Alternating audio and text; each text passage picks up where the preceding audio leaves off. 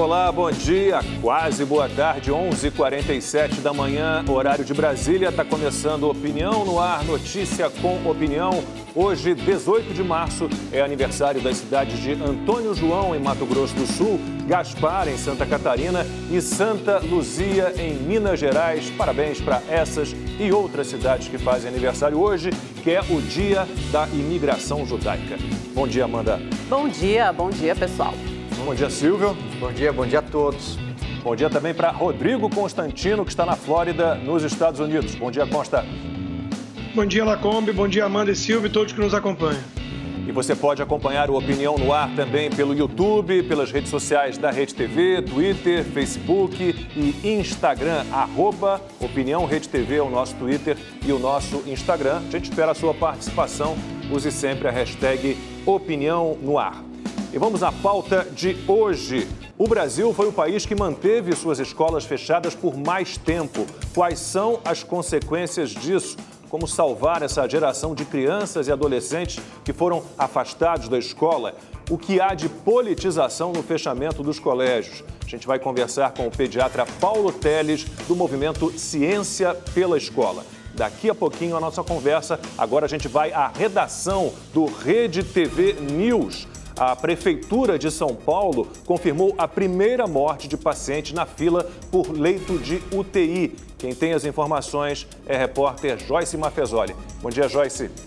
Bom dia, Lacombe. Bom dia a todos do Opinião no Ar. Olha, Lacombe, a morte deste paciente ocorreu na zona leste da cidade de São Paulo e foi confirmada pelo prefeito Bruno Covas. De acordo com a Prefeitura, o rapaz de 22 anos deu entrada num hospital do bairro de São Mateus no último dia 11 e não resistiu enquanto aguardava a liberação de um leito de UTI no sistema que regula a oferta de serviços de saúde do Estado. Logo mais, Bruno Covas deve anunciar novas medidas com a justificativa de combater a pandemia na cidade, como, por exemplo, a antecipação de 5 feriados para diminuir a circulação de pessoas. E Lacombe, a força-tarefa do governo de São Paulo, fechou uma boate na zona sul da capital. 54 pessoas estavam no local. Na zona norte da cidade, uma tabacaria com 44 jovens também foi fechada. Os frequentadores foram levados para a delegacia e depois liberados. É isso, Lacombe. Mais informações no nosso portal, redetv.com.br e no Rede TV News às 7h30 da noite. Um bom dia a todos. Já imaginou ter a chance de ganhar R$4 milhões? Esse é o valor que a Rede TV já distribuiu em prêmios com o Rede TV Plus. E as chances de ganhar continuam. É o novo Festival de Prêmios Sorte Agora do Rede TV Plus. Se você, por algum motivo, parou de assinar, tá na hora de voltar, porque os prêmios do Sorte Agora estão incríveis. Quer saber dos prêmios? Então olha aí. Olá! Olá para você aí de casa. Quinta-feira é dia de sorteio de notebook no programa Tarde é Sua. E aquele curso online que você tanto quer fazer vai ficar bem mais fácil, com uma máquina nova chegando aí na sua casa, hein? Que beleza, hein? Com o notebook a vida fica mais fácil, você não precisa ficar preso em uma cadeira como antigamente, né? Agora você pode levar a sua máquina para onde quiser e na hora que quiser. E olha só, dá até para fazer uma renda extra com um notebook desses, hein, Ale? Sem dúvida, Maurício. Boletos pagos e paz no coração, mas tem mais, muito mais. Aqui a gente também entrega carro todo domingo no programa Encrenca. Vão sair vários quiz até o sorteio final de uma super Mercedes de quase R$200 mil. Ei, beleza, hein? Dentro de uma Mercedes dessa, olha só, hein? A gente fica patrão, fala a verdade. O pai fica online de notebook e carro novo, então você aí não perca a chance de ganhar vários prêmios. E assine logo o Rede TV Plus. Valeu, gente, um beijo. Beijo. Tchau, tchau. Tchau, tchau. 11h53, horário de Brasília, Opinião no Ar de volta. Hoje para falar das consequências do fechamento das escolas por todo o Brasil. Já fizemos outros programas sobre esse assunto, estamos de volta a ele porque é realmente um tema que preocupa, é realmente um tema importante. E para conversar sobre esse assunto, né, está com a gente agora o Dr. Paulo Teles, pediatra, ele que é integrante da Sociedade Ciência pela Escola. É um movimento, né, Ciência pela Escola. A gente já entrevistou aqui a Ilona Betkerhazy, que também está envolvida nesse projeto Escolas Abertas. Está todo mundo muito preocupado. Dr. Paulo, agradeço pela sua participação. Bom dia para o senhor. Bom, o secretário de Educação de São Paulo já chamou aqui o fechamento das escolas de um massacre educacional. O senhor consegue, são vários problemas gerados em consequência disso, desse fechamento. O senhor conseguiria resumir para a gente, né, todos esses problemas? Agradeço mais uma vez pela participação. Eu que agradeço o convite, acho que é um tema super importante de trazer em pauta. A gente não pode ficar mais um ano sem escola, né? Toda vez que começa o ano, infelizmente, os casos aumentou muito e a gente tem que se preocupar, mas realmente é importante a gente pontuar que a escola no nosso país, ela tem um papel que vai muito além de educar e de ensinar. A escola no Brasil tem um papel que é humanitário, é um papel de salvar a vida, literalmente, né? Então, quando você me pergunta quais são os pontos, eu posso enumerar vários, desde que a gente fala em termos de aprendizagem, como você falou. Então, a gente tem, infelizmente, quase 10% da população não teve acesso nenhum a estudo no ano passado, né? A gente teve uma taxa de aumento de evasão escolar importantíssima e o que a gente vê é que 70% dessas crianças e adolescentes que desistiram são negros ou pardos, então a gente aumenta ainda a desigualdade racial. A gente tem um aumento importantíssimo do ponto de vista emocional, então a gente tem aumento da ansiedade, depressão, taxa de suicídio entre crianças e adolescentes aumentou de maneira importante.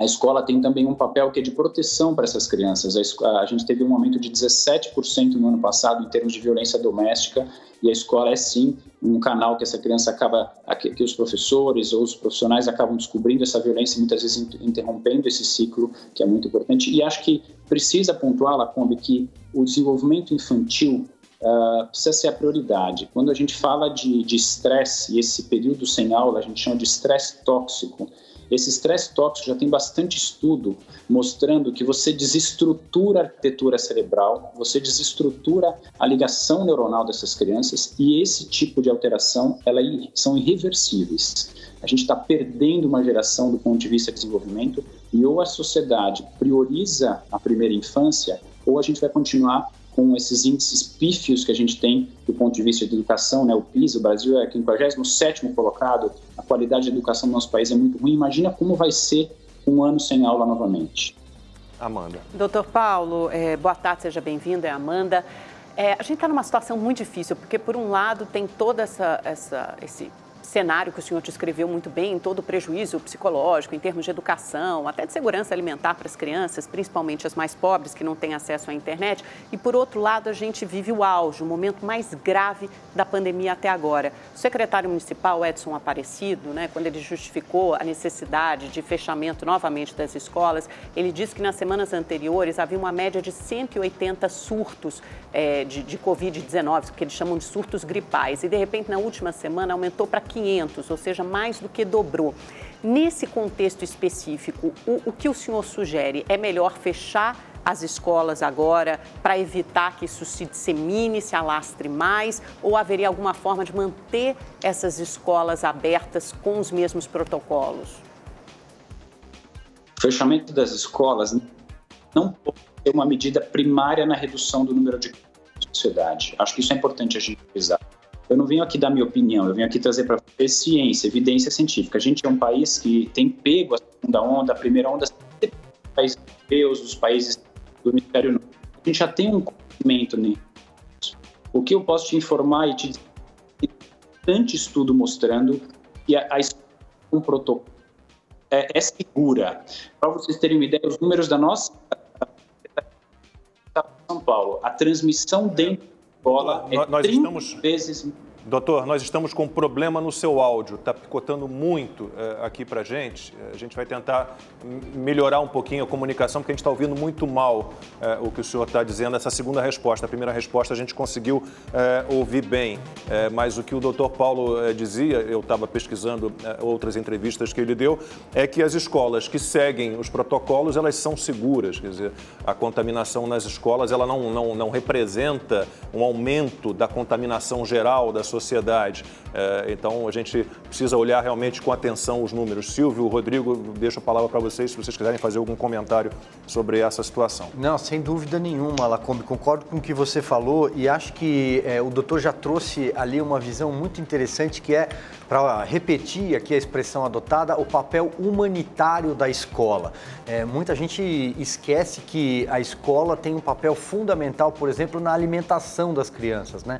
A merenda, porque as famílias carentes nas periferias e pode ser aqui em São Paulo, em qualquer outro canto do Brasil, dependem da merenda escolar para alimentar as suas crianças. Outro papel fundamental da escola é na questão da socialização, né, Lacombe? Porque as crianças, elas estão no começo ali, na primeira infância, nos primeiros momentos, elas estão explorando o mundo, elas estão descobrindo as coisas. Depois, elas têm a questão da carga motora, do exercício, que impõe ali habilidades, né? Então eu acho que esse papel humanitário da escola, a questão da relação com os professores é fundamental e, como também já foi citado aqui, em nenhum lugar do mundo as escolas ficaram tanto tempo fechadas e, ao que parece, a depender de algumas autoridades, como a Amanda citou aqui, por exemplo, no caso do estado de São Paulo, as escolas vão realmente ficar fechadas e as crianças em casa, na tal aula online. Lembrando que não tem internet suficiente nas casas. Muitas vezes tem só um computador e aquela criança tem que dividir com outros, com irmãos. As famílias são grandes, com os pais que precisam trabalhar. Eu acho que é muito importante a gente refletir sobre essa questão do papel humanitário, Lacombe, e principalmente sobre a diferença entre o aluno da periferia e o aluno das grandes elites, das classes mais abastadas, especialmente nos grandes centros. Constantino, a OCDE prevê que o fechamento das escolas, né, vai nos trazer gerações aí com queda de produtividade.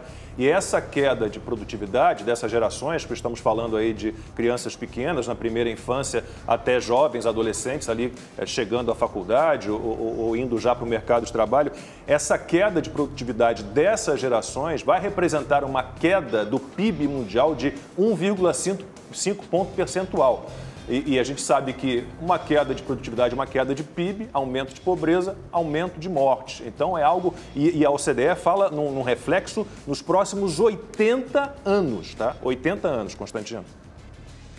Pois é, Lacombe, essa questão realmente é dilacerante, né? De partir o coração, porque tem várias dimensões. Tem esse aspecto econômico, tem o aspecto mais até prosaico de que muitas pessoas carentes precisam da escola até para comer. Tem um aspecto do efeito psicológico, né? Ontem a Gazeta do Povo publicou uma matéria dizendo que o suicídio infantil está se tornando uma epidemia internacional em meio à pandemia, né? E aí tem aí uns relatos de alguns hospitais aqui nos Estados Unidos que dobraram, né, a quantidade de suicídios. É uma coisa muito triste. Eu tenho um filho de 3 anos e uma menina de 19 que já está na faculdade. Então eu acompanho, né, duas realidades muito distintas e percebo o impacto disso desde os mais novinhos até os mais velhos. Né? Minha filha ia começar a universidade no campus e tudo está fazendo online. Eu sinto, né, a perda até de interesse, porque o ser humano precisa socializar, ainda mais nessa idade. O garoto, coitado, de 3 anos, está todo paranoico, não só ele, na escola todos, porque ficam metendo medo o tempo todo, né? E isso porque eles estão indo. No caso do Brasil, é um dos piores cenários, né? Porque suspenderam de vez as aulas. Agora, o que eu acho curioso, Lacombe, e que depois o doutor Teles pode até compartilhar a opinião dele com a gente, é o grau de politização, porque a gente sabe que isso é um setor dominado por sindicatos. Né? Aqui nos Estados Unidos, o presidente Trump, na época, fazia pressão para abrir as escolas e tudo, porque os sindicatos também fazem uma politização muito nefasta, muito grande dessa história. No Brasil, vários movimentos pediam a abertura das escolas, mas já estão agora cedendo, né, a essa questão do lockdown e tudo mais, e eu percebo que há na postura ali, pelo menos nas redes sociais, alguns que eu acompanho, né, o intuito de bater de alguma forma no presidente. É disso que se trata no final do dia, colocar os governadores como os homens, os gestores da ciência, que se preocupam com a vida, contra um presidente, né, insensível, genocida até. E nesse meio do caminho, quem paga o pato são essas crianças que estão sem aula, enquanto que o sindicato, né, e os professores continuam recebendo. Doutor Paulo Teles de novo com a gente, tomara que o áudio já tenha sido normalizado. Doutor Paulo, bom, antes de entrar nessa questão levantada pelo Constantino, vamos tentar responder então a pergunta da Amanda sobre a necessidade de fechamento das escolas para que a gente evite um aumento de contaminação geral na sociedade. Eu sei que o senhor diz que não tem relação uma coisa com a outra, por favor. Eu acho importante, Lacombe, muito importante a gente falar sobre isso, porque quando a gente está falando de pandemia, eu preciso tomar atitudes, né, o governo, a sociedade, acho que mais até, precisa tomar atitudes para que a gente tenha comprovação que reduzam o número de casos de Covid. Quando eu trago para a população, quando eu trago para vocês, que a gente tem diversos estudos mostrando que você fechar as escolas não muda o número de casos da comunidade, não muda o número de casos da sociedade, passa a ficar, na minha opinião, não dá para a gente entender o porquê que essa é uma medida primária. Então, eu posso concordar que num momento como a gente está, em que a gente está atingindo o pico da curva e vai faltar leito, fechar tudo, e inclusive as escolas, é algo que tem alguma lógica. Mas se eu te disser que a taxa de transmissão dentro da escola é 30 vezes menor do que a taxa de transmissão da sociedade, que todos os países, e se a gente for falar em termos de infecção aqui no Brasil para crianças, é interessante pontuar, a Sociedade Brasileira de Pediatria lançou ontem um manifesto mostrando que o número de infecção nesse primeiro trimestre é menor do que do ano passado, do ponto de vista de incidência de porcentagem, ou seja, tem menos criança contaminada nesses primeiros 3 meses, e a gente tem aí já 2 meses de escola funcionando. A taxa de óbito é menor esse ano nas crianças em relação ao ano passado, né? Então, o que eu acho importante, e acho que já juntando um pouco no que a gente falou em relação à parte político-partidária, infelizmente, é exatamente isso. A gente está vendo as crianças sem ninguém defender. Eu acho que está faltando o sindicato das crianças, e eu, como pediatra, venho aqui fazer essa defesa, porque a gente está vendo perdas que, como eu disse, vão ser irreversíveis, sem nenhuma base para que se mantenham as escolas fechadas. Diversos países fizeram lockdown e mantiveram as escolas abertas sem piora do número de casos, sem piora da pandemia. Então, não se justifica manter as escolas fechadas e trazer todo esse prejuízo para as crianças quando as escolas fechadas não modificam o número da pandemia. Então, pesa numa balança. Escolas fechadas modifica o número de casos na sociedade? Não. Escolas fechadas muda a vida de uma geração? Completamente. A gente está perdendo uma geração. A gente precisa usar ciência, a gente precisa usar base técnica para poder conduzir essas nossas medidas. E não realmente, como vocês têm colocado muito bem, a política determinar isso, o sindicato, né? Acho que a gente tem que tirar os interesses individuais dos sindicatos e pensar nas crianças. Silvio. Doutor, adorei o Sindicato das Crianças, eu vou passar a adotar esse termo, até porque seguramente não será um sindicato politizado como é o dos professores. Aqui no estado de São Paulo, por exemplo, talvez um dos mais politizados sindicatos, a APOESP, por exemplo, que é liderada de forma vitalícia por hoje uma deputada do PT, a Bebel. Mas, doutor, é fato que esse confinamento vai impactar o futuro dessa geração, das crianças, sejam na primeira infância, como eu falava agora há pouco, seja até em adolescentes e jovens já prestes à universidade, como o próprio Rodrigo citou. Mas também eu estou preocupado com impactar o presente delas agora. Tem diversos estudos aqui, o senhor tem muito mais números do que eu, não vou aqui elencar tantos, mas de caso de crianças que tiveram, por exemplo, uma regressão nesse período de confinamento, ampliaram a dependência dos pais, crianças menores que não estão conseguindo a alfabetização em casa, seja porque os pais não têm condição, seja porque não tem internet em casa ou até por falta de vontade mesmo. As crianças estão com problemas de sono. O senhor é médico, queria que o senhor entrasse um pouco nessa área da saúde mental. Acho que são, assim, é impressionante a quantidade de alterações que a gente tem visto no nosso dia a dia no consultório. Eu acho que a gente tem que avaliar que quando a gente fala das comunidades, e eu tive esse cuidado antes de começar o movimento, a gente ouviu, a gente conversou com a Central Única de Favela, a gente foi ouvir comunidades em Maceió, Salvador, Rio de Janeiro, Paraisópolis, aqui em São Paulo, porque a gente queria entender, será que a nossa defesa era só porque os pediatras estavam vendo tudo isso que você pontuou no consultório? fazer xixi na cama, depressão, não conseguir fazer o ensino, chorando muito mais, alterações alimentares, depressão, como a gente colocou, automutilação em criança, em adolescente, um número enorme que a gente tem visto. Então, assim, não, o que eles nos mostraram, o que eles pontuaram é que muitas vezes a escola é o único lugar que tem água encanada. Ou você tem a escola aberta, ou você não tem para 2, 3 mil crianças água encanada. A escola é a nutrição, como ela pontuou há pouco, a escola é a única alimentação de qualidade. 9 milhões de crianças deixaram de receber essa alimentação de qualidade. Você teve um aumento importantíssimo, além da depressão, como você falou, de obesidade. Obesidade, a gente já sabe hoje em dia que é o principal fator de risco para complicação ao Covid, não só na faixa etária adulta, mas também na faixa etária infantil. A síndrome multi-inflamatória sistêmica tem uma incidência maior em crianças obesas. Ou seja, você tem, de um lado, crianças que não têm acesso à alimentação e vão se desnutrir, e isso tem imediato, você tem um efeito, mas a longo prazo você tem estudos mostrando que crianças desnutridas têm um desempenho escolar pior a longo prazo, ou seja, você tem um ponto agora, mas a longo prazo você vai ainda mais prejudicar esse grupo. E na população que tem até um acesso um pouco melhor à internet, muitas vezes não consegue. A educação infantil, que é a primeira infância, é a que mais está sofrendo. Essa criança não tem condições neurológicas, emocionais, até de concentração de ficar na tela, não vai se alfabetizar.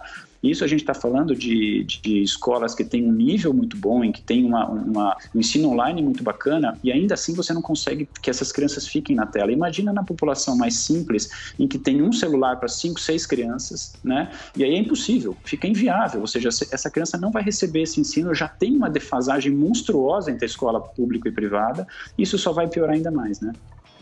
Constantino. Pois é, doutor, você vai falando assim, é realmente até revoltante, eu confesso. Porque eu tenho repetido, né, que a pandemia não é sem precedentes. Nós tivemos, no final dos anos 2000, gripe terrível, pandemias na história, piores até do que a Covid-19. O que é sem precedentes é a reação. É esse tipo de decisão de fecha tudo, né, e depois a gente vê como é que fica, e sem levar em conta esses efeitos colaterais não intencionais, mas previsíveis, né, para quem conhece um pouquinho. Deixa eu perguntar uma coisa, doutor, como pediatra também, outras doenças, como é que fica isso? Visita rotineira ao médico, as famílias têm medo hoje em dia de sair, você tem medo de ir pegar o Covid, por exemplo, sendo que a influenza, até onde eu saiba, é mais perigosa para as crianças do que o Covid, né? Mas isso está acontecendo, tem tido esse efeito também de famílias deixando de se precaver, de buscar o médico por medo da pandemia? Sem dúvida. Não só buscar o médico, e eu acho isso importante, então a Sociedade Brasileira de Pediatria recomenda que vocês mantenham, que os familiares mantenham as consultas de rotina nas crianças, né, para que a gente consiga avaliar tudo isso que a gente está conversando, a parte nutricional, a parte emocional, fazer a puericultura que a gente fala, isso é essencial, mas as vacinas também, Constantino. A gente teve uma taxa no ano passado da pior taxa de vacinação nas crianças, e doenças como sarampo, meningite, que tem uma taxa de óbito infinitamente maior do que o Covid nas crianças. É importante colocar que a gente está falando de uma população, a gente não sabe ao certo, tem várias teorias, mas é uma população que se beneficiou muito do ponto de vista de, quando a gente compara com adultos e idosos, é uma população que morre muito menos. Números são importantes de colocar, para as pessoas, inclusive, perderem o medo de mandarem os filhos para a escola. A taxa de óbito é de 0,6%, quando a gente vê a população geral que perdeu a vida durante a pandemia, 0,6% são de crianças. As crianças são de 25% a 30% da população do nosso país, ou seja, a taxa é muito baixa. As complicações existem, ninguém nunca negou que sim, mas elas são extremamente raras. A taxa de óbito, mesmo numa complicação, é de 1,6%, ou seja, eu estou falando de uma população que tem um risco enorme em não receber vacina, em não frequentar o médico, né? E as pessoas estão com medo de fazer tudo isso e acabam prejudicando as crianças de todas as formas. Você deixa de ir para a escola e você deixa de procurar o médico, de seguir um acompanhamento do dia a dia, que é essencial para a gente ter uma criança saudável. Doutor, o Rodrigo citou aí esse caso de outras doenças, pessoas se afastando dos consultórios, né, deixando de fazer exames, deixando de procurar os hospitais por conta de todo o pânico. Então, a gente teve um aumento, se não me engano, o senhor me corrija se eu estiver errado, um aumento do número de internações em UTIs infantis, mas também não tem a ver com a Covid-19, é isso? Muito importante essa sua colocação, Lacombe. Te agradeço até o que não queria deixar de falar sobre isso. A gente tem todo ano, todo outono, começo de outono, inverno, a gente tem um aumento importantíssimo do vírus sincicial respiratório, que é o vírus que causa bronquiolite. Então, isso já é esperado. E aí, várias outras redes de televisão, de jornal, têm pontuado. Aumenta a taxa de infecção, o Covid está internando mais crianças. É uma mentira. Eu tenho que ser bem incisivo para vocês. A taxa de internação de crianças aumentou, sim, por conta do vírus sincicial respiratório, não por conta de Covid. E isso não sou eu que estou dizendo, isso é a Sociedade Brasileira de Pediatria que lançou ontem um manifesto, para vocês entenderem, a taxa de internação do ano passado foi de 2,46%, nesse primeiro trimestre 1,79%. Então não houve um aumento de internação de UTI por Covid, houve um aumento de internação de UTI por conta do vírus sincicial respiratório, que acontece todo outono e inverno. Então é importante a gente colocar isso também, porque às vezes as pessoas acabam ficando com mais receio ainda da síndrome respiratória aguda, mas em criança a causa principal tem sido vírus sincicial respiratório, que é o vírus da bronquiolite. Doutor, Amanda, rapidinho, o senhor consegue entender então por que se cria essa mentira? Por que isso é usado dessa forma? Se já está todo mundo em pânico? Eu acho importante a gente colocar, eu fico muito feliz de vocês terem me convidado hoje aqui para conversar. Eu tenho tentado fazer isso na minha rede social, mas eu acho que é uma coisa, é um microcosmos, eu tenho muito pouca gente me ouvindo e eu acho que é essencial o papel de vocês. Vocês têm essa voz. Eu acho que eu tentei, muitas pessoas que têm uma condição maior em relação a peso na opinião pública, e as pessoas têm medo mesmo de falar sobre esse tema, mas quando a gente fala de informação, a gente tem que dividir informação boa. Essa é a minha luta. Eu agradeço muito o convite de vocês, eu estou sempre à disposição para a gente trazer informação de qualidade, porque existe uma política do medo, as pessoas lançam, você lê a reportagem, você lê o título do jornal, você vai ler a notícia e não diz completamente diferente da notícia, você precisa ler, as pessoas veem a primeira página e se assustam, elas precisam ouvir mais quem entende do assunto, assim, a gente precisa trazer informação de qualidade. O vírus mata pouco criança, não é que não mata, mata muito pouco, como o Constantino falou, tem outros vírus que matam até mais, né? As crianças têm um prejuízo que vai ser absolutamente irrecuperável ficando fora da escola, mas a gente ainda tem gente batendo na tecla. Qual o ponto para mim? O ponto exatamente ideológico. As pessoas esquecem de avaliar do ponto de vista técnico e defendem a sua ideologia. E aí que a gente passa a perder muito como sociedade, porque uma criança acaba sendo prejudicada por uma ideologia. E isso, para mim, é inaceitável. Doutor Paulo, como é que os pais podem explicar para as crianças esse abre e fecha das escolas, né? Elas tinham acabado de voltar para as aulas e agora tem que voltar para casa novamente. Ontem eu estava até conversando com uma amiga que tem uma filha de 9 anos, estava comentando, a menina está com crise de ansiedade e tal, porque tinha voltado para o colégio, era uma escola nova, eles moravam fora e agora teve que voltar para as aulas online. E até um pouco na esteira disso que o Rodrigo falou, do filho de 3 anos, porque eles ficam mesmo apavorados, amedrontados. Então, explicar o risco do vírus sem, no entanto, gerar um pânico e apavorar a criança e explicar que elas voltaram para as escolas, para a aula e agora tem que voltar para casa de novo.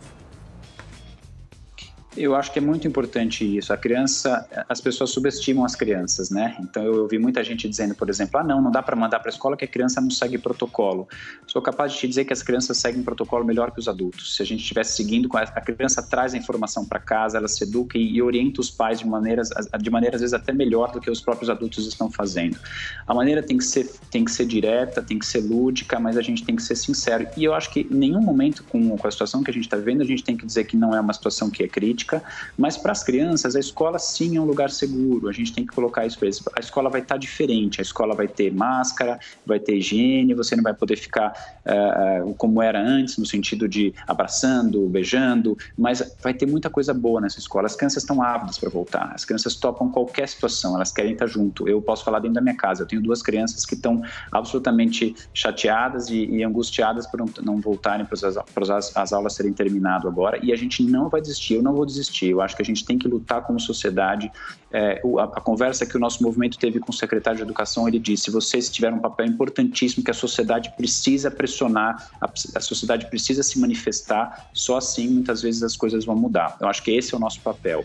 Converse de maneira direta com seu filho, explique que o vírus em criança é um vírus que não é grave, que não tem preocupação maior, que ele tem que se cuidar, que ele sabe o que a gente tem que fazer, a gente tem que usar máscara, tem que passar álcool gel, são medidas simples, né, que a gente consegue fazer, e acho que tem que ser honesto, acho que essa é a palavra que a gente tem que buscar com as crianças. Doutor, até queria seguir aqui na questão mais política, ideológica, que tem sido abordada nas últimas respostas, mas eu estou pensando aqui um comentário, uma pergunta de um espectador nosso que nos acompanha por streaming pelo YouTube.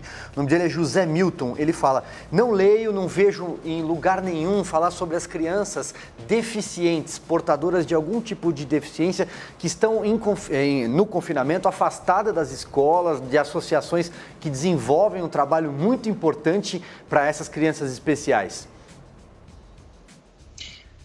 É uma população que sofre, te diria que em dobro, em triplo, 3 vezes mais, sem dúvida. Ou seja, as crianças com atipia, as crianças com alguma deficiência, elas precisam do acompanhamento muito mais do que uma criança típica. Elas sofrem profundamente, sem falar que a maior parte das casas de apoio a essas crianças, elas tiveram uma perda enorme do ponto de vista de doação. Então, a gente está tendo um movimento assim, de regressão absoluta. Uma criança que tem, por exemplo, um espectro autista e para de fazer o acompanhamento, fica meses sem acompanhamento, muitas vezes a gente vai ter uma perda que também, como eu tenho dito, é muito difícil de se recuperar, né? Uma criança que está em um aprendizado, começando um aprendizado de aprender em Libra para se desenvolver do ponto de vista audiológico, também vai ter uma perda impossível. Então, é muito importante a gente colocar aqui que a população que tem alguma deficiência, as crianças elas não podem parar. É o que a gente defendeu um pouco quando vão fechar tudo, mas e os filhos de funcionários essenciais? E as crianças vulneráveis? Aonde está? Não, temos 3 creches, 4 creches. Essas creches estão preparadas para receber essas crianças? Essas creches têm condições de manter um acompanhamento adequado? Não tem. O que a gente vê, infelizmente, é que a gente teve um ano, gente. A gente teve um ano com as escolas públicas fechadas para que em setembro a gente começasse a correr atrás de melhoria. Então, as escolas particulares, quando fecharam as portas em março do ano passado, começaram a se preparar para que elas tivessem condições de seguir os protocolos. A gente não viu isso. A gente está vendo agora os professores reclamando que não têm condições, lutando por melhores salários, lutando porque tenham vacinas, mas eu não estou vendo ninguém lutar por condições. As condições já eram ruins há muito tempo. Agora a gente só escancarou isso. Sabe o que se perdeu? Uma oportunidade ímpar de levantar essa falta de condição e que a sociedade se comovesse, se juntasse para melhorar as escolas, né? Para que a gente tivesse condições melhores para essas crianças que estão nas escolas públicas. E, insisto, existe uma heterogeneidade muito grande. Tem escolas particulares que não têm condições de abrir, tem escolas públicas que têm condições de abrir, e a gente não vai abrir a qualquer custo. A gente quer abrir escolas com protocolo, escolas com segurança, porque isso a gente já sabe que para o professor, para os alunos, para os funcionários, não aumenta o risco. Então, acho que é isso que a gente tem que, essa tecla que a gente tem que bater para as pessoas. E não queria esquecer, se vocês puderem, a gente queria falar um pouco sobre as vacinas, porque muita gente defende ainda nas redes sociais: eu só volto meu filho para a escola quando tiver vacina. E esse é um conceito que as pessoas precisam aprender. Primeiro, criança não faz parte de nenhum grupo de estudo. Agora começou nos Estados Unidos um grupo de estudo com crianças menores, né? A Moderna está fazendo isso. A gente tem alguns estudos com crianças adolescentes, mas não existe ainda nenhum estudo em fase final para criança, ou seja, as crianças não vão receber vacina esse ano, gente. Não dá para esperar a vacina para botar seu filho na escola, ele vai ter perdas importantes. E depois a gente pode falar um pouco sobre vacinação e grupos de prioridade, se os professores entram ou não nesse grupo, que é uma das reivindicações deles, e eu acho que é um assunto muito interessante para a gente falar. Constantino. Pois tem um telespectador nosso aqui que comentou no Twitter, né, o Genilson Souza, sobre aulas remotas. Sou professor e as aulas remotas funcionam assim: o professor finge que ensina e o aluno finge que aprende. E a minha observação em casa, acho que é mais ou menos nessa linha. O que me lembra uma brincadeira que existia na época do regime soviético. Era exatamente isso, né? Os trabalhadores escravos, né, do regime fingiam que trabalhavam e o sistema fingia que pagava. Doutor, o senhor mencionou a questão da mídia. Eu queria ir por esse caminho, né?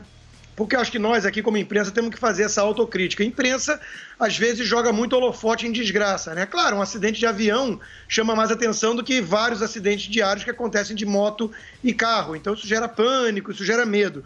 Agora, eu fico pensando assim, doutor, se nós fôssemos colocar todo o holofote da imprensa em picadas de bichos, né, de aranhas, de insetos, e mostrar o efeito disso em criança, porque leva, às vezes, à morte, eu acho que as pessoas não saíam mais de casa.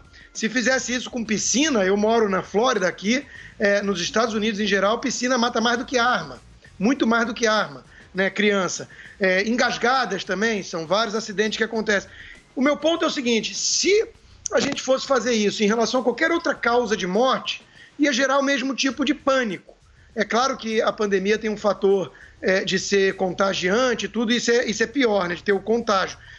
O presidente Bolsonaro, no estilo tosco dele, na saidinha, acho que foi hoje ou ontem, ele falou que um tio dele morreu, né, e aí esperou a reação e logo em seguida alguém perguntou, Covid? Né, e aí ele mesmo fez a pegadinha, quer dizer, parece que hoje em dia só se morre de Covid. Morrem algo como 1,4 milhão de brasileiros todo ano. Né? E parece, de repente, doutor, que só existe uma causa-morte, que é realmente o Covid-19.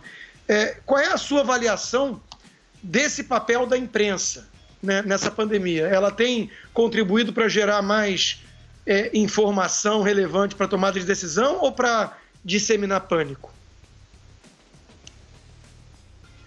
Constantino, eu sou pediatra, eu não sou um crítico né, nesse sentido, mas eu acho que a gente tem que, quando a gente fala de população infantil, eu entendi o que você quis colocar. É óbvio que a gente tem outras causas de morte, e quando a gente fala de uma guerra, eu gosto, uma colega minha, a doutora Flávia, fala sobre isso, eu acho interessante essa analogia. Quando a gente fala de uma guerra, e a gente está vivendo uma guerra contra esse vírus, a gente conta as mortes que estão associadas ao campo de batalha, e aí a gente conta os que estão morrendo no hospital nesse sentido. Mas existem outras mortes, as mortes secundárias, e quando a gente está falando de criança, eu acho que esse é o ponto que a gente tem que bater. A gente tem um número de mortes que é pequeno, graças a Deus. As crianças são muito pouco acometidas. É óbvio que a gente sente cada uma das crianças que se perde, a gente tem que lamentar profundamente cada vida que se foi, mas o que está associado a isso, não só com outras doenças, como você colocou, é muito grande. Eu acho que o papel da imprensa deveria ser de clarear isso para a população. Infelizmente, notícia boa não dá muito ibope, né? Então, quando eu venho aqui e digo que tem uma UTI cheia e aí todo mundo se assusta, isso é interessante, todo mundo quer ler a minha notícia. Mas se eu vier e falar, olha, a causa de morte de Covid em criança é de 0,6%. Gente, foram em torno de 700 crianças com a síndrome inflamatória. Nossa, foram 280 mil mortes. É um número pequeno. Mas cada vida se sente. Sim, é óbvio, mas quando a gente fala de programa público, a gente tem que falar de número, a gente tem que pensar o que é mais importante.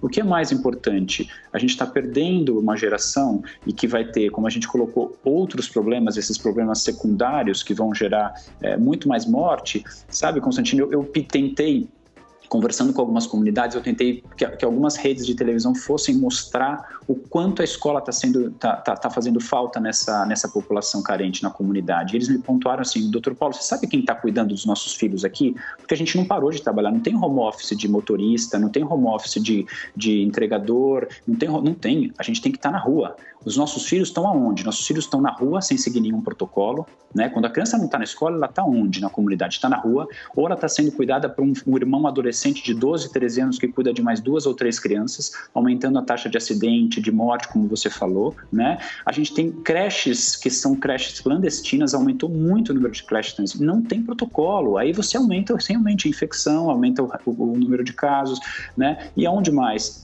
À mercê do tráfico, à mercê da violência social. Isso ninguém quer mostrar. É triste, mas essa é a realidade. Eu pedi, falei, olha, eu conversei com as comunidades, eles querem falar isso para vocês.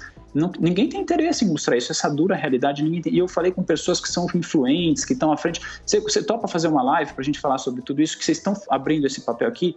Não. Sabe por quê? Porque envolve a política, envolve uma política partidária, e aí a ideologia acaba atrapalhando mais uma vez. Eu acho que o meu grito é pro Chega, acho que a gente tem que buscar a saúde da criança. No fim das contas, não são, né, atitudes excludentes. Né? A gente falou, entrevistamos o prefeito de Aparecida aqui, a gente só olha as UTIs cheias, mas não olha as pessoas passando fome aqui do lado, a gente não olha a população de rua aqui em São Paulo, que aumentou, mas aumentou muito. E quanto à aula online, que o Constantino citou, bom, eu tenho 2 filhos universitários, os 2 imediatamente trancaram as faculdades quando as aulas passaram a ser online, eles não gostaram, né? Retomaram agora, mas assim, é difícil estimulá-los, né? O meu mais novo, os 2 são muito inteligentes, o mais novo passou em primeiro lugar no vestibular e rodou em 2 de 5 matérias que ele fez online, ele não consegue demonstrar muito interesse por isso.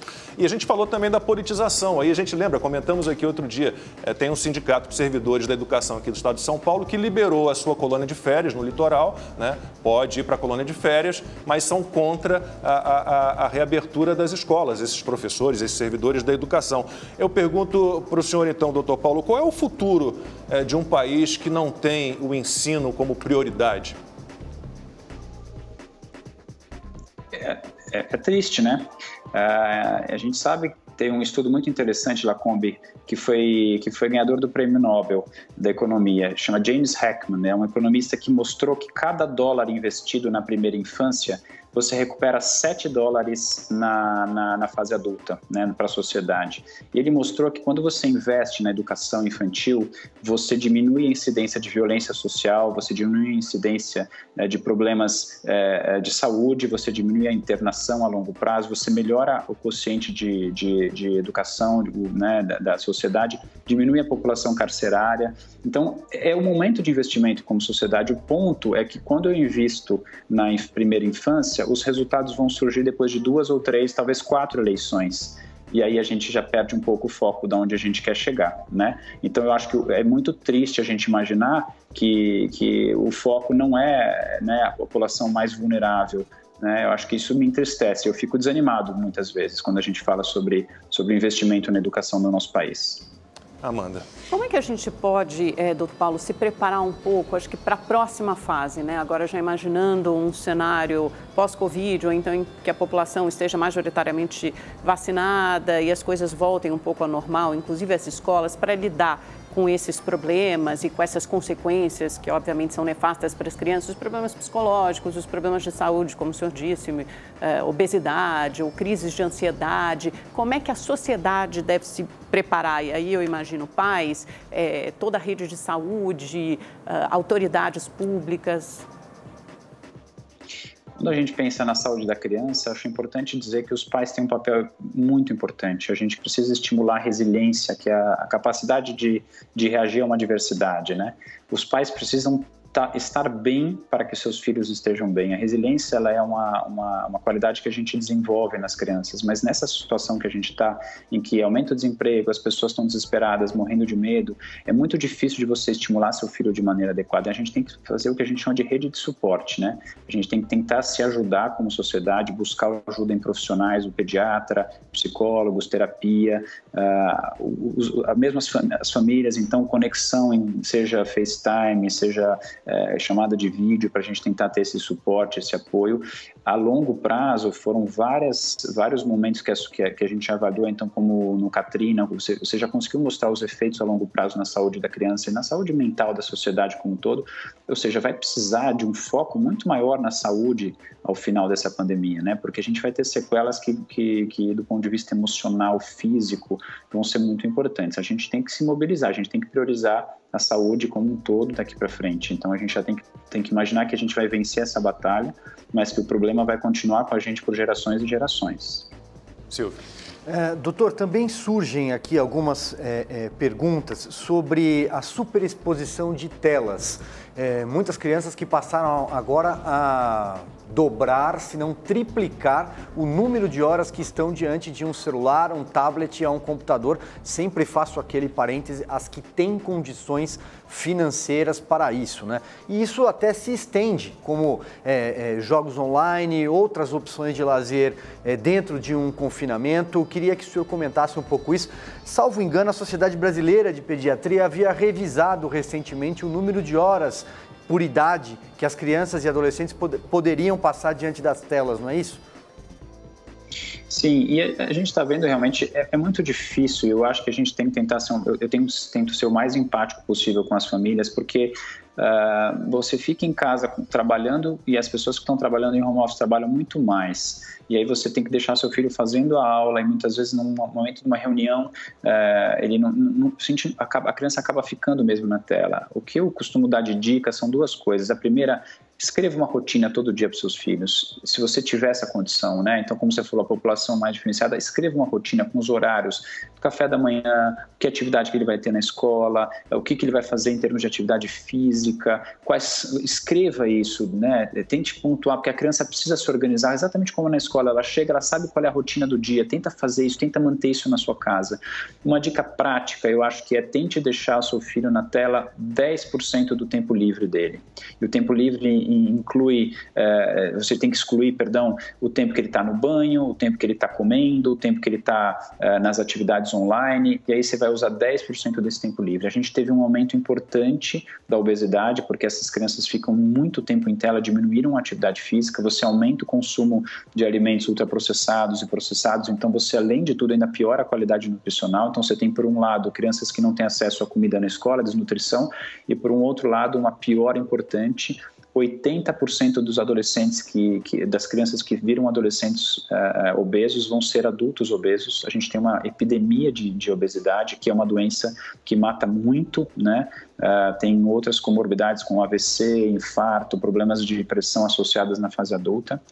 Então, acho que a gente tem que tentar, como eu digo, rotina, 10% de tempo livre, né? E acho que, e não só deixar tempo livre, ver o que essa criança está assistindo, porque a gente tem, infelizmente, um aumento enorme, né, de jogos que não são ideais para a idade, com estímulo de violência, né? Então, acho que a gente tem que ter muita atenção em relação ao que os nossos filhos estão assistindo. Organize-se à noite, se for possível, escreva uma rotina, veja o que seu filho está assistindo, assista com ele, tente deixar que ele socialize online, então que ele tente pelo menos ter contato online com outras crianças. Acho que é uma dica prática, mas me assusta. E outro dado importante em relação às telas, você já tem alguns estudos mostrando o aumento da incidência de miopia, porque você ficar muito tempo na tela também aumenta a incidência de miopia, então a gente deve ter também um aumento da taxa, uma epidemia de miopia nesses próximos anos.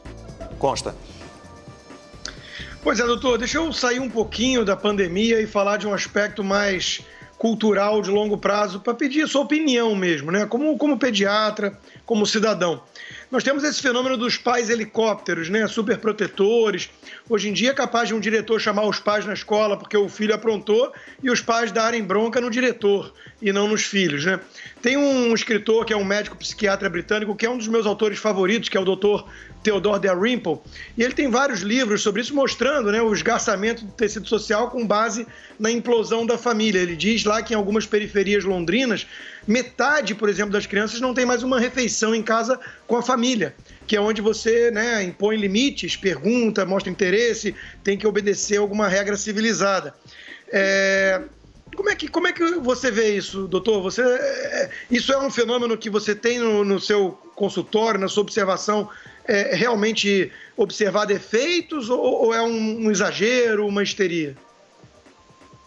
Não, acho que você tem toda a razão, acho que é importante. Eu falo que uma geração que tinha muito medo dos pais, que vivia numa relação, numa sociedade muito patriarcal, muito firme, com uma relação com o pai de medo, e que cria crianças dessa mesma forma. Então, é uma geração que tinha medo dos pais e agora tem medo dos filhos. Então, é muito mais permissiva, realmente, né? E acho que com a necessidade de não frustrar as crianças, né? O medo de frustrar as crianças. Isso é muito importante, porque você tem um imediatismo, você tem uma incapacidade em relação a qualquer...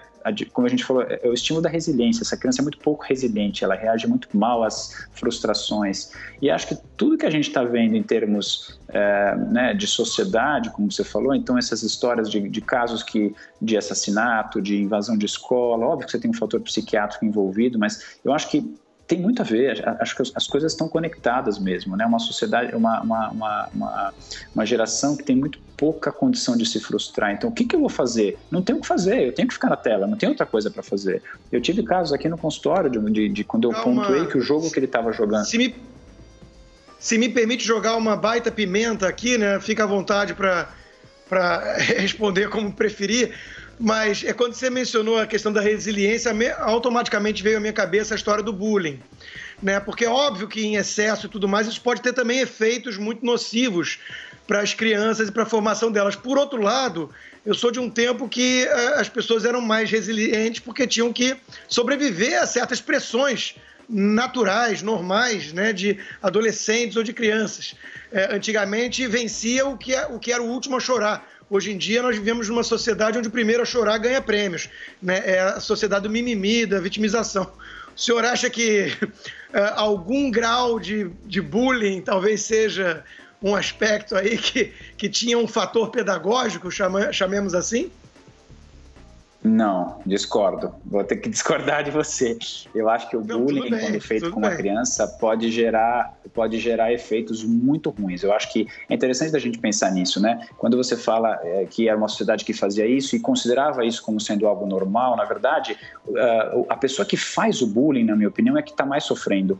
A pessoa que é o agressivo, é o que bate, é aquele que tem maior sofrimento psicológico. Essa criança precisa de ajuda, né? Então, eu acho que a gente precisa ensinar empatia. A resiliência tem a ver com você ter condição de reagir a uma adversidade, mas eu acho que o ponto principal é dentro de casa você ser empático, dentro de casa você ensinar o seu filho a se preocupar se o outro caiu, se o outro tem uma dificuldade. Eu acho que o conceito vem de dentro de casa. O problema é que a gente está pecando muito nisso, né? Acho que é um momento em que se peca demais, você está preocupado com ter o seu filho com 452 atividades, quase como se ele estivesse cumprindo metas, e você esquece do básico, que é olhar ele no olho, que é sentar numa refeição e interagir com ele. Eu acho que é um ponto em que a gente precisa refletir realmente.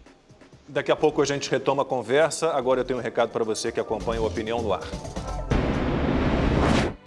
A hora da sua sorte é agora. Se você que é assinante do Rede TV Plus já está participando dos sorteios do Sorte Agora, tem chances reais de ganhar todos os dias. Eu sei que você é esperto e quer ter vantagem, né? Então aponte a câmera do seu celular para esse QR Code premiado aqui na tela que você vai ganhar agora 200 pontos. Mas corre, porque ele fica aqui por apenas 5 minutos. Quanto mais pontos você acumula, mais chances tem de ganhar.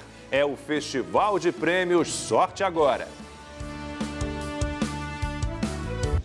12h40, estamos de volta e conversamos aqui com o Dr. Paulo Teles, pediatra do Movimento Ciência pela Escola, trazendo muitas informações importantes. Vivemos aí realmente um momento muito delicado, né, com muitos desafios, porque o Brasil ficou aí muito tempo, país com mais tempo, com as suas escolas fechadas, e as consequências disso, elas serão sentidas por muitos anos. Doutor Paulo, temos uma participação enorme dos espectadores hoje, muitos comentários, muitas perguntas, e eu selecionei aqui a pergunta da Betânia, que chegou pelo Twitter. Ela pergunta o seguinte: qual será o maior prejuízo para uma criança? Perder a aula presencial e seu desenvolvimento social ou ser obrigada a respirar gás carbônico 8 horas por dia? Então, ela está se referindo, obviamente, ao uso da máscara. Qual é a sua opinião sobre o uso da máscara nessas crianças menores, nos nossos adolescentes que estão aí de volta às aulas, onde é possível?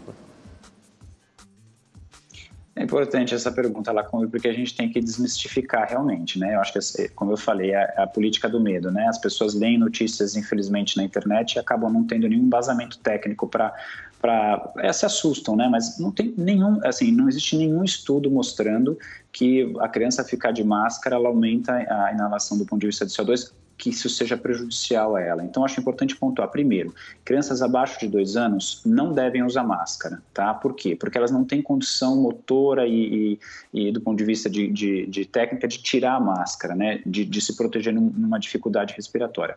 Crianças acima de 2 anos, de 2 a 5, a gente fala, elas devem usar máscara se for possível e com supervisão constante, tá bom? Acima de 5 anos, a gente recomenda que a criança use máscara. E aí, outra coisa bastante importante de falar, quando a gente fala de transmissão de Covid em crianças, as crianças transmitem de 2 a 5 vezes menos o vírus do que os adultos. Isso não é a minha opinião, isso, mais uma vez, é evidência científica. Então, população da educação infantil não tem que, por obrigação, não é obrigada a usar máscara durante o período da escola. Então, quando ela me pergunta isso, eu te respondo na lata. Óbvio que ficar longe da escola. O uso de máscara em criança não vai trazer prejuízo nenhum do ponto de vista de desenvolvimento, de desnutrição, de obesidade, de déficit de aprendizagem. Então, é claro que essas crianças têm que ir à escola, têm que usar máscara quando for possível, mas quando não for possível, elas podem ir sem o uso de máscara. Elas transmitem menos, elas se infectam menos. Tem alguns estudos mostrando, olha que interessante, que dentro da escola os surtos que aconteceram, até puxando no início uma das perguntas que vocês me fizeram, tem muito mais relação com o adulto do que com criança. Então, a primeira taxa de transmissão dentro de uma escola é professor para professor ou professor funcionário, ou seja, adulto para adulto, porque os pais não estão mais entrando nas escolas.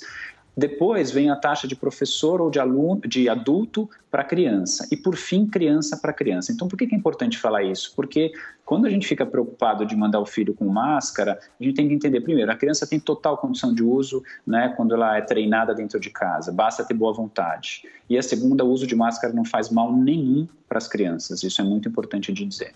Doutor, mesmo numa aula de educação física, por exemplo? Mas aí vamos pensar junto, Lacombe, sem dúvida, quando você está fazendo atividade física, você aumenta a taxa, mas será que esse é o momento da gente fazer atividade física na escola? Eu acho que é importante, sem dúvida, mas acho que a gente está falando de um contexto todo, que inclui as aulas dentro de sala, com todos os cuidados em relação a isso. Agora, espaços abertos, com distância de mais de 2 metros, as crianças podem, como os adultos, ficar sem uso de máscara. Então, num espaço que você tem para fazer uma aula de educação física, em que as crianças vão ficar com distanciamento de mais de 2 metros, com tudo isso que eu acabei de falar, com risco baixo de transmissão e com distanciamento de 2 metros, é possível até que elas façam uma aula sem máscara. Amanda. Doutor, já tem algum estudo aqui ou fora que indique o impacto, por exemplo, dessas novas variantes nas crianças? Há alguma mudança ou não? Muito boa a sua pergunta, obrigado. A gente tem, os estudos têm mostrado essa cepa nova, e a gente está falando da cepa, não da P1, que é a nossa aqui da Amazônia, mas das outras cepas, elas têm um aumento na Inglaterra e da França, um aumento da transmissão em adultos jovens. O que a gente tem visto é que acima de 18 anos essa taxa aumentou bastante do ponto de vista de transmissão. Alguns estudos estão sugerindo que é possível que tenha até uma maior gravidade, mas nenhum estudo fala em piora de transmissibilidade, de gravidade e de complicação em criança, tá? E eu vou lembrar mais uma vez dos números que eu falei para vocês. Então, quando a gente está falando, isso é dado aqui Brasil, tá? Sociedade Brasileira de Pediatria. Quando a gente compara o ano de 2020, que era uma cepa, e o ano de 2021, que a gente já tem essa cepa circulando na maior parte dos estados, aqui em São Paulo também. Ou seja, quando a gente está falando de letalidade, do ano passado, 8,2%, esse ano, os primeiros 3 meses, 5,8%. É menor a letalidade desse ano do que do ano passado, quando a gente está falando de crianças no Brasil, tá? Em termos de hospitalização, a gente fala com criança abaixo de 5 anos, 2020, 1,27%, 2021, 1,05%, menor taxa de hospitalização em crianças menores. Ou seja, eu estou te dando informações de que essa cepa, pelo menos até o momento que a gente tem de estudo, é menor, a taxa de letalidade, de hospitalização, que são as complicações, ela é menor em crianças, está menor nesse ano do que o ano passado, e o vírus que a gente está pegando esse ano é o vírus novo que está circulando. Então, essa afirmação, a gente pode dizer que nesse momento, sim, as crianças, mais uma vez, elas têm sido beneficiadas, graças a Deus. Doutor, tem aqui alguns pedidos de orientação ao senhor, vou tentar traduzi-los, eu imagino até que em alguns casos são até um pouco difíceis de responder, mas são pais preocupados com crianças que já faziam acompanhamento psicológico, acompanhamento de reforço pedagógico, em alguns casos que tinham já alguns transtornos diagnosticados, e que, para além das escolas fechadas, também tem agora uma dificuldade com os próprios profissionais que auxiliavam essas crianças no dia a dia. Eu acho que também cabe um pouco isso que a gente conversou sobre a presença de protocolo. Todos os serviços, quando seguindo protocolos, e cada serviço deve buscar, né, informação técnica necessária, ventilação, o uso de bolhas, que a gente fala que são grupos menores, a higienização de ambiente, mapeamento do ambiente, uso de álcool gel, uso de equipamento de proteção individual, essas crianças devem seguir no seu acompanhamento, elas precisam desse acompanhamento. Então, com cuidado, com protocolo, a gente deve manter, sem dúvida, o atendimento clínico, médico dessas crianças. É muito importante que a gente não deixe de acompanhar, né? Então, a gente está com medo de um vírus que realmente é muito ruim, né? Mas a gente não pode esquecer de todos os outros problemas que estão envolvidos. A gente diminuiu o acompanhamento de adultos com câncer, a gente diminuiu o acompanhamento de outras doenças, né, de crônicas. A gente precisa disso, a gente precisa manter. Então, numa situação como você descreveu, essas crianças têm que manter o seu acompanhamento com os protocolos ou, em última instância, quando possível, online. Constantino. Doutor, em relação aos passos que os pais devem tomar quando aparecem sintomas nos filhos, principalmente crianças, que se confundem no início com resfriado, com gripe, o que fazer? Muitas vezes automedicam, né, dão qualquer tipo de remédio para gripe, tudo. Nessa circunstância que estamos vivendo, nesse contexto, mesmo com baixo risco do coronavírus, o que os pais devem fazer? Leva de imediato no pediatra, faz teste, o que eles deveriam fazer? Em torno de 70%, como se diz, das crianças são assintomáticas, então elas não vão ter sintoma nenhum. A gente sabe que a taxa de complicação é muito pequena, muito baixa. As crianças, no geral, têm sintomas gripais, mesmo nariz escorrendo, obstrução nasal, tosse.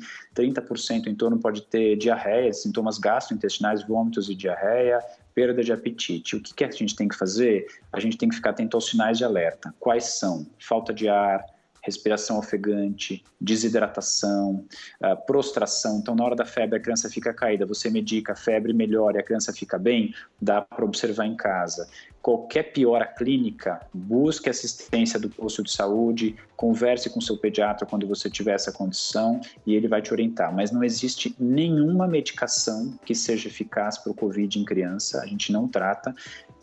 A única complicação que a gente preocupa mais é, como eu falei, a síndrome inflamatória multissistêmica, em que a criança vai ter, no geral, um estado geral, ela piora muito, pode ter peremia dos olhos, lesão na boca, nas mãos e pés, exantema, que é uma mancha no corpo, muita dor abdominal. Então, são sintomas que são evidentes. Qualquer dúvida, busque auxílio, sem dúvida. Mas o que eu acho mais importante quando a gente fala de sintoma é saber que qualquer sintoma você deve deixar seu filho em casa e você deve ficar em casa. Quando a gente fala de volta às aulas, esse é um quesito importantíssimo. E aí a falta de consciência também. Mas é só um nariz escorrendo, eu vou mandar para a escola. Não, nesse momento, qualquer sintoma mínimo significa deixar o seu filho em casa, observar e, se for preciso, fazer o teste para que a gente não mande uma criança doente e não vá para a escola doente. Doutor, o senhor já disse que as crianças menores são as que sofrem mais com o fechamento das escolas, mas o senhor poderia separar o problema, assim, os problemas mais comuns por faixa etária, né? Esses que já são perceptíveis e os que podem surgir aí a curto, médio e longo prazo? Quando a gente fala da população infantil, da educação infantil, eu acho que a gente está num momento em que a gente chama dos primeiros 1000 dias, ou a primeira infância, os primeiros 6 anos, em que você tem uma importância, você vai construir toda a base do ponto de vista neurológico dessa criança. Então, esse é um momento em que eu construo a base para que eu consiga ter uma pirâmide do desenvolvimento adequada. Quando eu desestruturo essa base, e é o que a gente tem visto por conta desse estresse todo que essas crianças têm passado, pela falta de estímulo adequado, pela falta de interação entre os pares, porque é muito diferente eu interagir criança com criança com o professor do que dentro de casa, você vai desestruturar toda essa arquitetura e você vai ter um dano neurológico que, como eu falei, é irreversível. Tem bastante estudo mostrando que, do ponto de vista de atingir o seu máximo de desenvolvimento, até de quociente de inteligência, de capacidade de aprendizagem, você perde. Essa criança aumenta muito o risco de não conseguir finalizar a escola, aumenta a evasão. Então, você tem muito... Então, acho que nessa primeira infância, eu te diria que o ponto principal é uma perda do ponto de vista cognitivo mesmo, isso é irreversível. Do ponto de vista emocional, a gente sabe, né, que todos os traumas que a gente leva nesse início vão ficar para sempre. Então, a gente está falando de violência social, a gente está falando de falta de alimento, a gente está falando de um estresse importante. Essas crianças vão ficar com sequelas que vão ficar para a vida inteira, né? E acho que quando a gente fala do aprendizado, eu até te diria que para essa população, o aprendizado técnico em si, a gente consegue recuperar, que você vai ter uma vida inteira pela frente. Mas essas perdas que eu te falei, não. Né, de uma população um pouco mais velha, e a gente está falando no início de alfabetização, acho que sem dúvida é uma perda que vai ser importante, mas insisto, a gente consegue recuperar. Eu vou ser franco com vocês, eu te diria que do ponto de vista de escola, o aprendizado, eu acho que as crianças têm uma capacidade, uma neuroplasticidade muito boa. O problema é quando eu desestruturo essa base, eu não vou conseguir chegar no topo da pirâmide, eu não vou conseguir atingir o máximo que essa criança poderia oferecer para a gente. Então, eu acho que nesse ponto... E nos mais velhos, imagina um adolescente que está no último ano prestando vestibular, prestando a prova do Enem, e você perde um ano de estudo. Você perdeu um ano, né? Isso não vai dar para recuperar. Então, eu acho que cada idade, sem dúvida, tem. E do ponto de vista emocional, os adolescentes, os pré-adolescentes, eles têm muita perda, né? Esse é um momento de socialização, de integração, em que eles precisam disso. E você tirar isso deles, a depressão, a automutilação, essa população sofreu muito com isso, e com a taxa de suicídio, como o Constantino falou também. 1 minuto e meio para o fim do programa, dá tempo de uma pergunta rápida e uma resposta rápida, Amanda. Doutor, vacinação, professores, que o senhor queria falar, eles devem fazer parte do grupo prioritário? Vou tentar resumir rapidamente. Os professores já são parte do grupo prioritário. Acho que a gente tem que pensar o seguinte: tem que vacinar quem está morrendo mais, é a população idosa. Depois disso, os profissionais essenciais, os profissionais que são prioritários, né? E aí quem são? Bombeiros. Essa é a nossa campanha, bombeiros, os policiais e quem está na linha de frente. O que eu me questiono é, eles já são prioridade, apesar de não terem se comportado como tal, pelo menos do ponto de vista presencial. Trabalharam muito, mas sem dúvida, eu acho que o que a gente tem que levar em consideração é a qualidade técnica e a condição técnica em termos de mortalidade.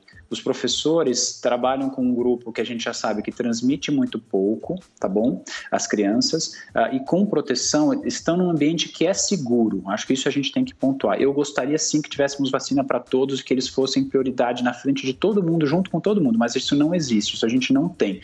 Então, o que eu queria dizer, eles já são prioridade, a gente está lutando para que eles entrem depois dos idosos de comorbidade, que eles entrem na sequência, tá bom? Mas que não dá para a gente passar eles na frente das outras pessoas, porque o sindicato é forte. A gente tem que pensar em quem está morrendo mais. Doutor, tem muita gente pedindo o seu contato, pode ser de rede social, o senhor pode passar o endereço, por favor? No Instagram, @pauloteles, com 2 L's. Doutor Paulo Teles, pediatra do Movimento Ciência pela Escola, muitíssimo obrigado pela sua participação. Boa tarde, até a próxima. Constantino, Silvio, Amanda. A gente volta amanhã, 11h45 da manhã.